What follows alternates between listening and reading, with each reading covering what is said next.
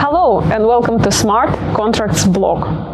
In this episode, I will talk about 10 things that any average and on average upstream oil and gas company must do to save millions on contracts. Smart Contracts blog. The bright side of contracting in oil and gas. Thanks a lot to a jewelry brand called AK Creations for adding a pinch of glamour to very complex legal topics that I will be discussing, I will be covering in a Smart Contracts blog. Many thanks to the team of Intersect by Lexus for the amazing hospitality. We are filming Smart Contracts blog here in Intersect by Lexus in the heart of Dubai International Financial Center. Thank you very much. Saving millions on contracts for an average upstream oil and gas company is not a weird idea, primarily because losing millions on inefficient contracting for an average upstream oil and gas company is absolutely easy. It happens by wasted time on salaries that people receive and people obtain, on invoices that have never been issued, on late invoicing, on cost of capital to such company, and on disputes, contractual disputes that could have been avoided should the contracting be more efficient for this upstream oil and gas company. Here's your super quick list of 10 things that as an upstream oil and gas company you absolutely need to do to save large amounts of money on your contracting practices. Number 1, create your contractual risk allocation process for your commercial contracting. This is not your procurement process. This is not how you sign contracts. This is what you put in your terms and conditions and how you are prepared to allocate risks between your clients and yourself. And if you take more risks from what you have been prepared to take, who signs off on that risk? You cannot imagine how much this procedure will help you as an organization to understand what is actually going on with your contracts from A to Z. Step number 2, create your templates. Huge upstream projects, a lot of spend. There must be a unification of contractual processes, and everywhere in every upstream oil and gas company, this is achieved through creation of certain templates. It's very difficult to decide what kind of templates you want, for which types of services, goods. You have to take several functions together. It has to be a legal department, has to be end users, engineers, construction people, and of course, procurement team leading that effort. But you absolutely must have templates to save really a lot of time and a lot of money on your contractual processes. Step number 3, you absolutely have to plan and regularly revise your templates. Templates are not drafted to be perfect. Templates are drafted to be tested and adjusted later on as you have certain stories, as you have certain lessons learned, as you have certain disputes occurring with the certain quality of those templates. So there must be a regular revision of every single template that you are using. Companies like ADNOC recently have introduced entirely new set of templates. They revised their templates completely to a large excitement of the contractors' audience. And if companies like ADNOC do that, it means it's absolutely commercially required to do so. Step number 4, ensure contract management function is in place. Lawyers can draft a perfect contract, but if it's not managed from the time when it's signed, and better even from pre-award to the point when it's closed out, there can be disastrous consequences.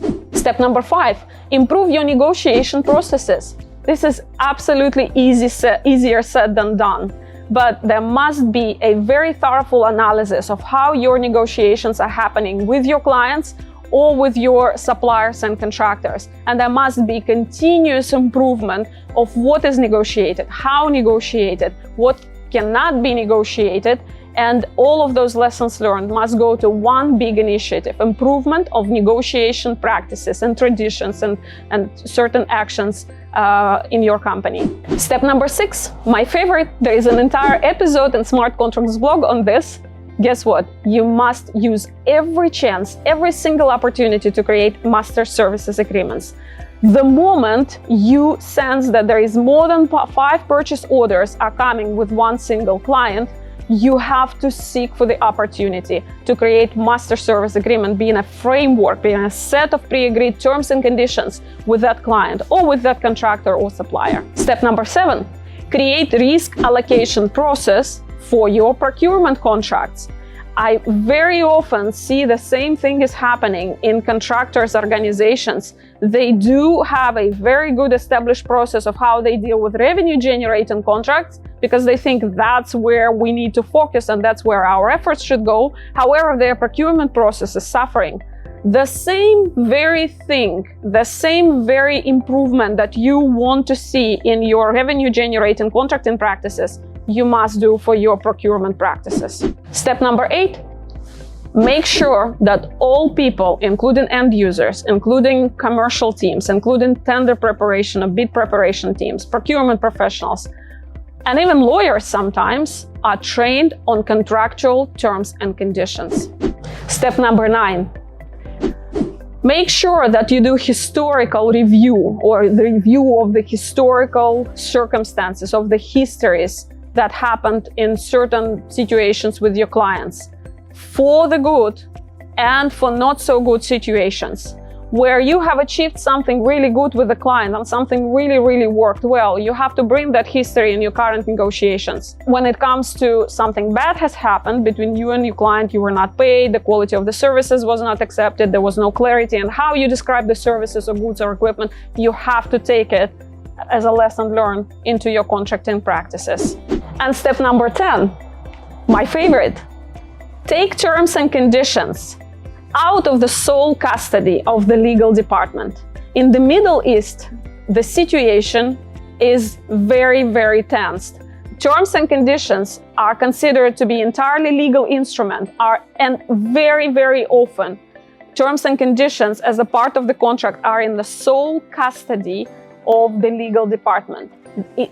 This must change. There must be a different way that a company that wants to introduce significant savings on the contracting practices, those changes have to be introduced. And that is, take the terms and conditions of the sole custody of your lawyers and make sure that your procurement professionals or your commercial professionals or your contract engineers have the custody of the terms and conditions. Simply because the terms and conditions is only the part of the contract and must be very well connected to various other parts of the contract, which lawyers, frankly, do not even have to know as well as terms and conditions. So there must be someone who has a custody of the entire contract. And the moment you will see, you will make sure that your professionals, your employees are seeing the contract as a one document and you have a special organizational arrangements for that.